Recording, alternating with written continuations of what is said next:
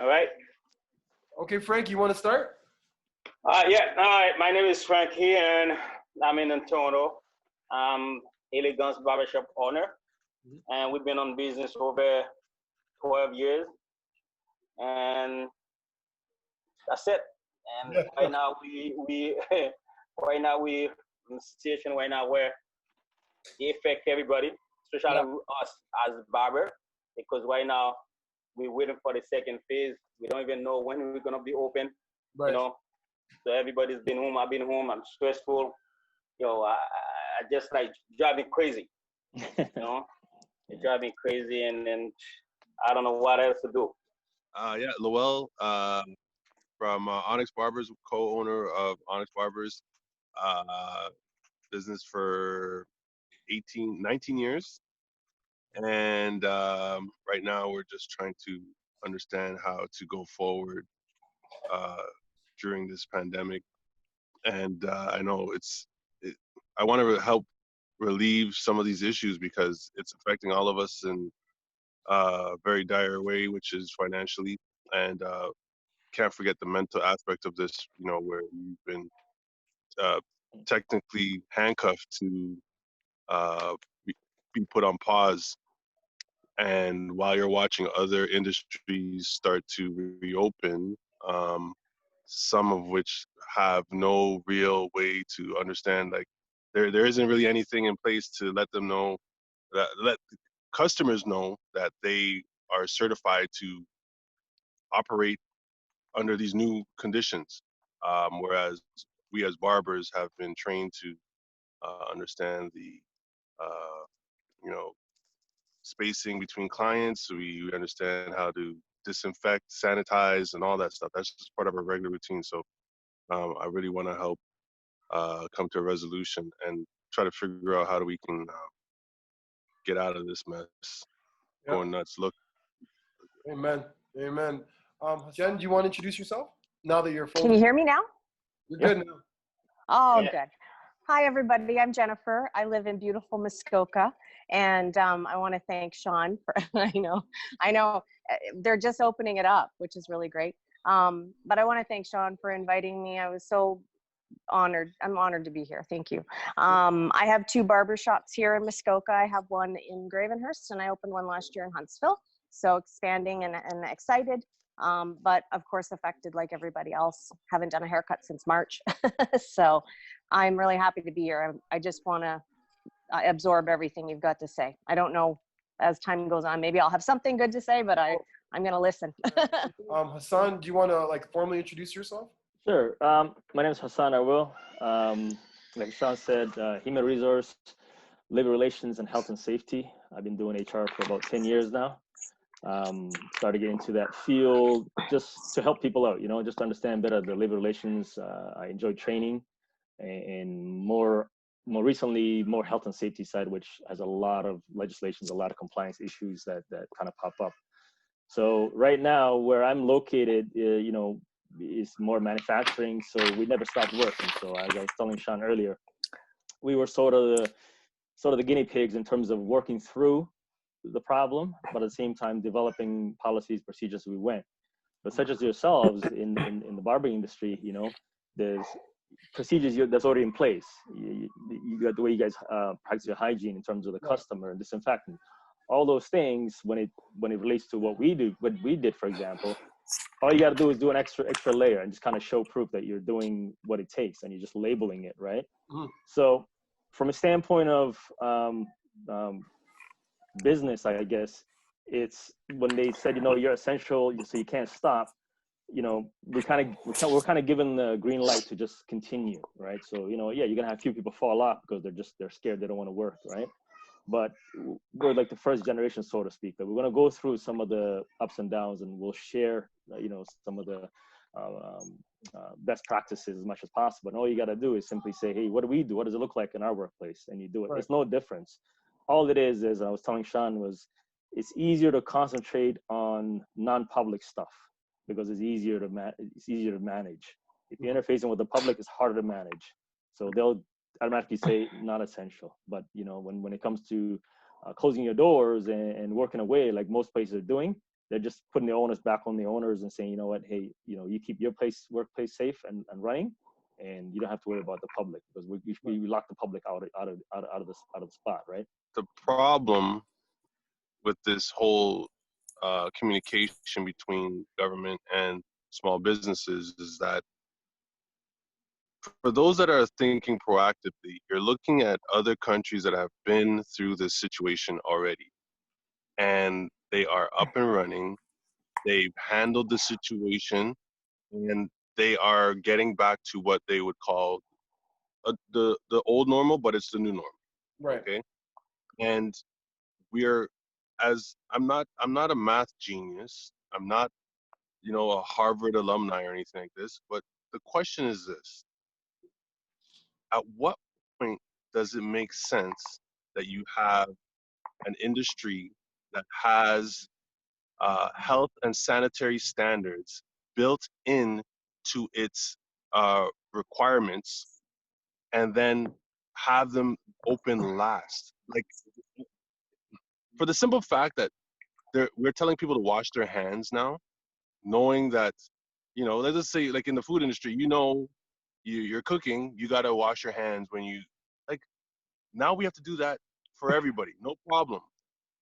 Why is Winners open before me? Why is Winners open before, why is pet grooming open before humans? Like, it's really concerning, because I know the standards are not, I'm not saying they don't have any. I just know that we uphold higher, and we are held to a higher standard. So it would only make sense that you communicate with us and tell us, hey, what other things you want to, if, like you said, Hassan, layering on whatever type of hygiene has to happen in terms of protocols, Right. and get this party started. But to say that you're worried about the close contact of anything, everyone's in close contact. Everybody. There's no like 6 meters is fictitious right now, because it's impossible to stay 6 meters. Anybody. So just because I'm in closer contact with you for a longer period of time does not mean that I'm going to be risking more. Right. Technically, yes, it does in terms of math, if you're talking like that. But if I'm doing more, like they gave a stat. They said, here it is. If I have COVID-19 and I'm servicing a client that doesn't, there's a 72% chance the client could get it if they have a mask on. 72% chance, right? If we both have masks on, there's a 5% chance. I haven't seen any of these numbers when it came to any other industries. I don't understand. Like, I would like to know, because I have to communicate to my staff Right. why we're not open. Not just that we're not opening and we're waiting. I need to know why we're not opening. Right. And for me to say, hey guys, keep your head up, pray about it every day, while the landlord is asking for finances. Yeah. You got bills, like you said, bills are racking up. They don't stop. Yeah. So I don't understand how those things happen. And even furthermore, for us to even consider what we were thinking initially as to why we should close, was the fact that the government was going to say, you know what, they're going to handle something that's very important to everybody, which is the rent. So when they said that, we were like, okay, we can now close our doors, knowing that at least one aspect of life that is very, very common and is a common denominator amongst most people, which is rent or lease, is going to be taken care of for a certain amount of time. They gave that promise in the beginning, and then the rollout was actually horrible. It was a horrible execution, delays upon delays. I'm like, you shouldn't be getting stressed out from your landlord when they said, because the landlord's the ones that's going to be dealt with before the tenant does, right? So, but the landlord is stressing. He's like, yo, I'm not going to be getting money, so I have to do something. And then the logic of even trying to get some rent right now, or you know what, I'm going to kick you out because I'm going to get someone else in, doesn't make any sense. We're all in the same boat. So that leaves a lot of questions as to what else is being left out in terms of information being relayed to us as small business owners, because there shouldn't be that type of discrepancy. There's got to be some continuity in terms of if Trudeau's saying this, it follows down the hierarchy of what's supposed to be executed. And right now, like you know what I mean? Like PetSmart is cutting dogs. PetSmart is cutting. Yeah. My sister took her dog to get groomed. What are we talking about right now? Yeah. And to piggyback that, they're important. Animals are important. They're important. I'm not disregarding it, but I'm just saying we should be back. We should be back. So I'm paying for the dog food. So now, with that said, Hassan, this would be an ideal time for you to give us some direction. Sure. Yeah, absolutely. First and foremost, you know, it's a good thing we don't live in the States, right? Or most of us will be like demanding to open right away as much as possible and forcibly. But the most frustrating thing is with the Ontario government is the fact that they haven't detailed the stages, right? I mean, we're all human beings. If you know, if you knew you're going on stage two, you know, stage one was these type of workplace, and the stage two said, you know, hey, hairstylists, barbershops, malls, whatever are going to be opened. At least you have a goal in mind, and you work your way through it or towards it. The most frustrating thing is I look at stage two and stage three. There's nothing definitive that says this type of places or this type of workplace, right? So, but one of the things Doug Ford always said, which kind of stuck with me, is he likes to say, be ready, right? If you look the last two times he announced something, he did it overnight, which confused the crap out of people. And, you know, when he said essential businesses, first essential business over 137 types. And then he cut it down to 60 something like that, right? Simply because no one knows what's going on. It's people are lobbying, people are pushing. That's all it is, right? You know, he himself doesn't know exactly what you guys do or why you guys are essential, for example, why you're important, but everybody else is telling why they're important, right? So my thing for barbers is this: the good thing you guys all in Ontario, obviously, continuity is important, right? You know, everybody's doing the same thing, right?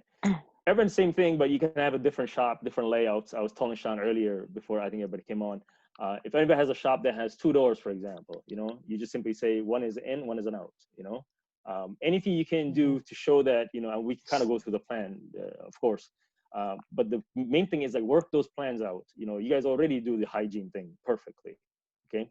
You do hazard analysis based on what normally you would do, right? What do you do between guys, between cuts? What do you do? What's your capacity, for example, right? So one of the main things you deal with is your workplace. So you look at your workplace and say, what's the layout like? You know, you start off with the easiest things. Okay, you know, I have 10 chairs. You know, maybe I can, you know, not use 5 of them just to get the gaps going. You know, we wait in the shop, right? We wait for our turn in the shop, and the shop can get packed at times, right? So one of the things you have to address is you can't have packed shops anymore, right? You're going to have 3 or 4 chairs spaced out, and you're going to time them, perhaps, right? Unlike salons where there's appointments, maybe you have to do appointments. You know, barbershops a little more intricate in terms of, you know, guys and looking for different cuts. So it's not going to be 15 minutes, 25 minutes, 30 minutes, right? So you have to kind of show what your plan in place is in terms of, you know, capacity, you know, limited seating. How do people get in and out? You know, is there much wait time? Are we touching stuff? Sean alluded to removing papers, newspapers, all that stuff. Having sanitation stations, maybe, you know, a little Purell here and there, right? Going through and showing that, you know, you guys are taking an extra step. And one of the key things, I think, strictly for barbers, is getting the confidence of the public back, because people were scared. The first couple weeks, people didn't know what to do. They weren't even breathing around each other, right? They were just, you know, they didn't know what's going on, right? Building confidence in your community, building confidence in your inner circle, building confidence in your staff goes a long way. Recap, and what they're looking for is if you're communicating to your staff what you're doing, what your workplace is doing, what your policy, you're posting your policies in terms of what you're doing, inside and outside. Inside to your guys, the customers, are outside the customers can see, right? What are your practices, right? what are your guys doing, and are you actually doing it and following up on it, right? And then what happens if there's a positive case?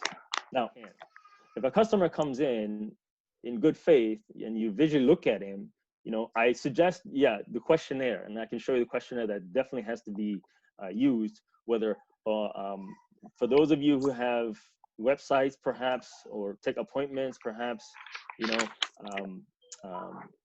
can literally, you can leverage this aspect of it, which is, if you already take appointments, you already taken their names and information, right?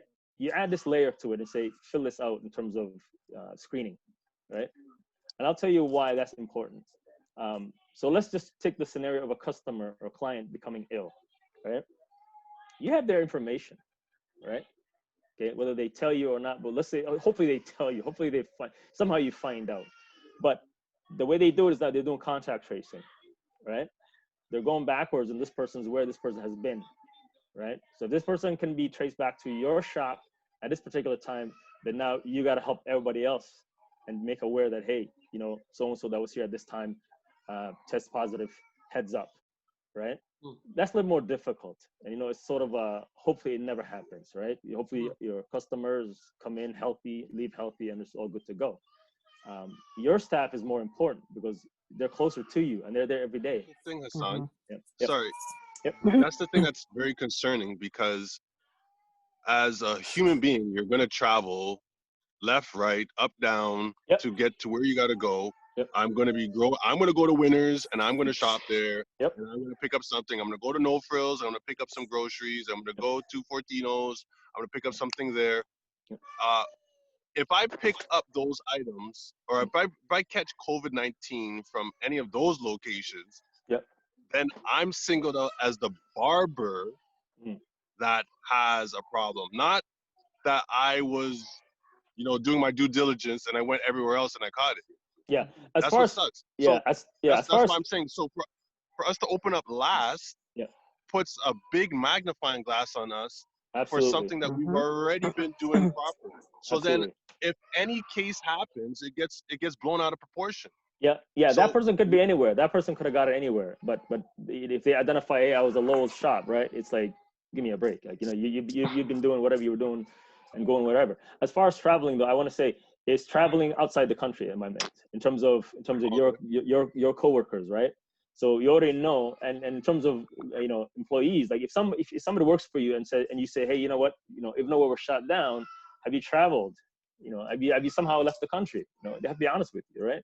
So those are the things. If you travel outside the country, it's governmentally mandated protocol that you stay away for a while, right?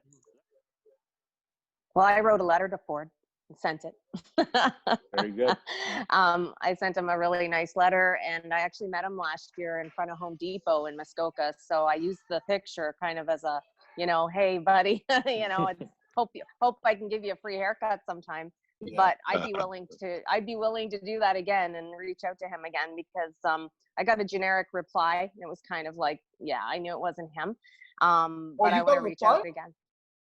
I did get a reply, but it wasn't from him because it obviously, So I'm going to write another letter, and I'd be happy to, convey some of the thoughts from today.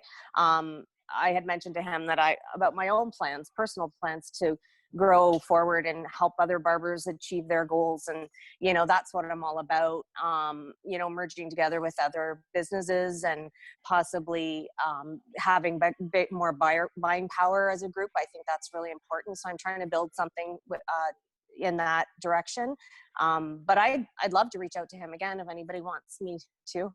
I think what we've been doing from more so of a movement standpoint, I've sent a little bit over 150 emails in the last week.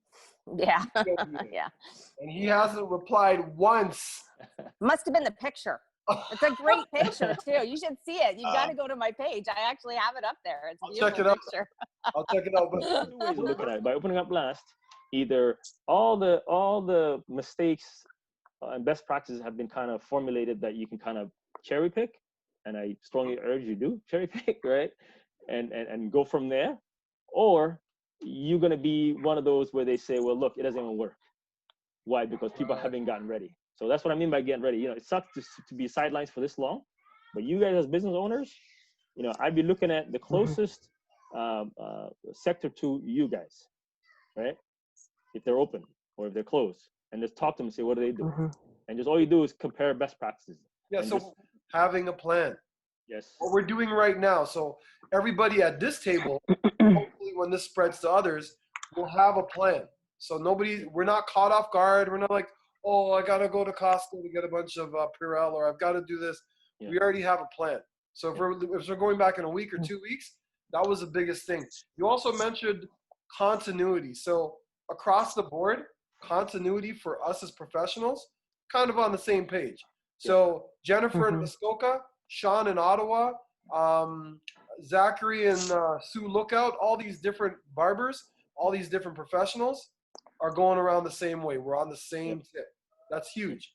What caught me off guard was the building confidence. Yeah.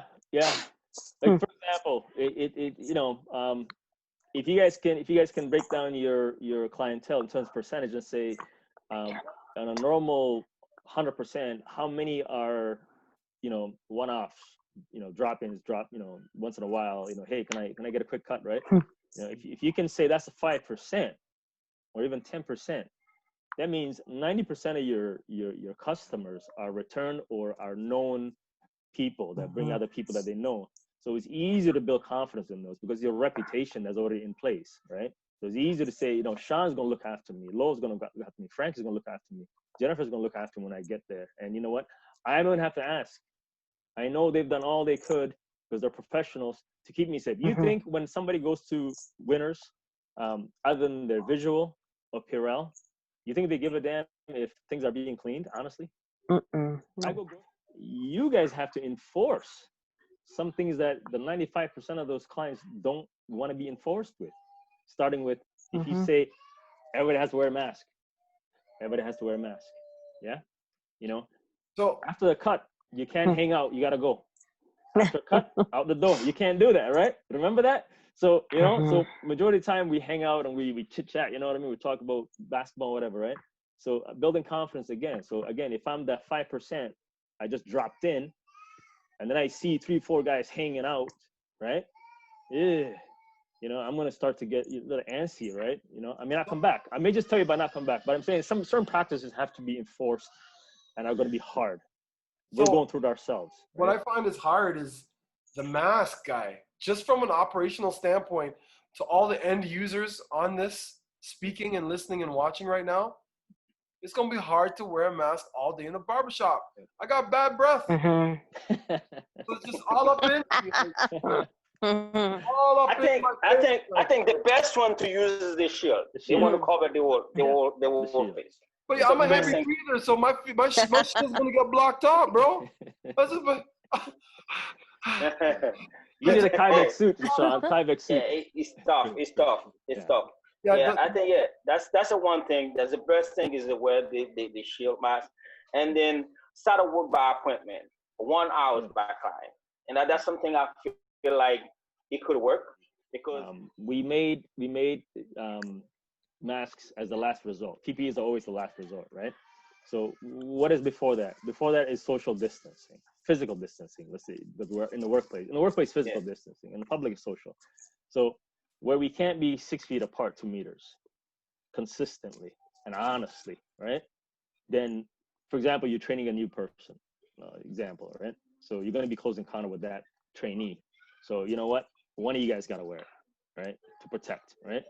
But when it comes to clients, you have to wear it, right? They can wear it to feel comfortable when they come in the shop, and as they get comfortable, you know, and they're 6 feet away from the nearest chair, right? Yeah, they can take it off. They don't necessarily have to wear it in there, right? But when you get in the chair, obviously you're working on their face and you're working on their hair. Right. You're the lost leader. You have to wear it. You're the only person that has to wear it at that point, because you know what? And the shield works perfectly. Now, when you wear the shield, I wear both. Trust me. And yeah, I have a hard time breathing, and I wear safety glasses too, which fog up on me too. So I'm trying all these different things. And what I found worked best is like I talk less. so, Yeah. so, so, Yeah. maybe barbershops got to become more of a dental offices, right? Where My guys are gonna love that. That I yeah, can talk less. yeah. Tell you So that. I agree with all of it. What I would like to think should be something that we should do is be proactive to the government, show them, look, we have all those bases covered, which is everything that was included in your first rollout stages, and then some. Yep. And maybe have like a little video sponsored by OBA saying, hey, look, this is how it's going to go down for us in between clients, or Yes. how we have to service clients for the time being. Yes. And then say, like obviously it's not going to be like this forever, but for this time frame where we're not sure about how many cases are being, we don't want any spikes, right? Yep. And we definitely don't want to be the shop that got COVID-19, right? As a service professional, this is what you're going to have to do between clients, with clients, and not for the next certain amount of time, and let clients know that this is the way it has to be. So I'm already saying to myself, we're wearing masks. We talked with the staff. Everybody said, yes, we care about ourselves and we definitely care about our clients. So we're going to be wearing masks. We took the uncomfortable part out of it. We said, we're going to be uncomfortable for a bit. But it's going to be even longer if, 5 shops are showing cases of COVID-19, and they're gonna be like, I would never want that happening. So I'm really, I said for ourselves, like we already said, we're gonna do a video, just having it playing around the shop, showing customers what they have to do and showing staff what they have to do, and ensuring, it just gives confidence to both parties. But if we wanted to show the general public, that we're going above and beyond to make sure that their health is taken into consideration above the standards that are already set in place by the government, then I think some sort of video just showing what is going to have to happen would probably do a lot for instilling confidence. Because, like, I went to storage not too long ago, like last week, and then I had to go back the next day. Before I went, I was alerted with an email saying that somebody with COVID-19 positive came into the facility, and I'm thinking to myself, so they're allowed to be open, I'm not, and the only reason that they even know that they had a client that was COVID-19 positive was because he was just honest enough to say, hey, I had it. I have to mention that. And that's going to be part of the role. Anyways, you can't allow them to use any of your facilities. That's one of the things, right? Like the washrooms, right? Washrooms, that's right. Okay. So if you have washrooms, you just limit it to your staff, and you can't allow them to other people to use it. It's just another place. Sorry, go ahead. Just a question regarding children. Yeah. Any direction there, Frankie? You got to tune in on this one too. Any ideas on how to deal with children during this situation? Oh God. Oh, That's geez. something I don't even. I'm stuck. Help me. But in terms of your service, I mean, let's say I came in, right? Let's just say I came in and I had an appointment. Let's say scenario, you made your shop an appointment. I came to see you. Get their thing done. I think what Lowell's kind of asking is, can we say no kids? Yay! Oh, if you okay. No, you didn't ask that, did you, Lowell? I'm just putting that out there, right? I mean, can we say no kids? Let me ask you though, what is the main reason? If we say no kids, what's the main reason? I would interject and say they're going to be moving around a lot. They can't stand still. They're not going to sit in the seat. They're going to be running around the shop, spinning around in their chairs. So true. Yeah. So, I mean, is that something that we can't mitigate that. So that's not. Well, put it this way: it was a lot harder when it was drop-in, right? Somebody walks in with like 3, 4 kids on a normal pre-COVID. There's nothing you can do about that, right? They just, they say, hey, am I next? And you're like, no, you have 10 people in front of you. So they go to the nearest whatever, and they come back again with a train full of kids. But if you're doing things by appointment, maybe that's something you go ahead of time and you say, you know what, hey, just to let you know, for the next little while, we're strictly dealing with adult customers, and we're going to try to keep the kids safe. We're trying to keep the kids, comfortable, right? And so they can, be better dealt with. So I just want to go back to work, man. I want to go back to work. I mean, yeah, I'm actually glad that we're going to focus a lot more on the hygiene. It's something that I've always tried to do. Not even try it. It's something I always do. Done. And there was a time when everyone says you're being too clean. Their clients would be sitting down and they'd be watching me clean, and they're like, "Holy cow, guy! Like, taking come on, too much time." Right. Yeah. So I'm glad that this is going to be something that they can appreciate. That's one of the takeaways. However, on the flip side, I do want to make sure that there's a lot of underground barbers that are going to be cutting, and I hope that they are aware of some of the not even of all of the requirements necessary to operate, because we don't want anybody to, because I mean there's no underground no frills, right? So I just want to make sure that things like that are voiced, so that way, and that's why it has to get into the public. We need to have something out there that can definitely let everybody know from top to bottom what we're doing as an industry. So I think the video thing, the video item would be particularly well, seeing that social media is something that everybody's tapped into right now. Yeah. And it could, it could be very small. It could be clips. It could be a series of things. It could be funny. Just something that allows the general public to know what's going to be required when entering a facility of ours. What I would suggest with my staff, if the client come and if most of my clients, customer, they drive, they even call me. If you're on parking lot, call and let me know if it's my turn. You know what I'm saying? And because some clients probably coming before the time they think you're gonna come and sit down and hand out whatever. We don't accept that. We gotta let them know, and then they understand that they will know, and they will do this for the safety. So sit down in the car. I will stay outside a little bit. We'll call you when your time you come in, and when we come in, you just jump on the chair, and then get your cut. You out, and then try to cut less client. That's another thing. I'll probably put an extra $5 in a haircut where you spend 1 hour, because like I said, it's not even 1 hour for a cut. Probably 40 minutes, 30 minutes. But you know that extra 20 minutes just to clean, make sure you clean and your tools, and then the customer come in is ready to go. Well, what I'll just say is that, sadly, this isn't going away. So my plan is, and the government cannot afford to shut us down again. We cannot go through this again, even with a second wave.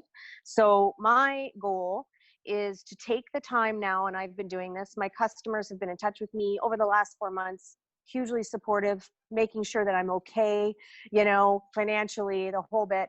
But they will do anything to see us. If you have a loyal clientele, they will do anything to see us succeed. They want to see you stay in business. So, and it was interesting when you emailed me about this meeting. I was reading a book, and it was talking about building a business model that your clients can trust. When we build a business that that's orderly, our customers will know that we know what we're doing. If it's orderly, then our people that work with us will know that we know what we're doing. And in a world that is in chaos right now, order can be given and be maintained in your business. So if it looks orderly, it tells your customer that he can trust you. And I think that that's what I'm doing right now, is building my business model so that I can reopen safely and continue to do business, because again, we're not going to be able to shut down another 6 months again. So we need to have our shit together. Yeah, So. absolutely. So Hassan, you wanna have the final closing word? Yeah, sure. Thanks, guys. I kept muting. Sorry, I got kids upstairs screaming. No worries, buddy. You know. But that's a great point, Jennifer. And being ready. You're absolutely right. This will never happen again, regardless of if it's a second wave.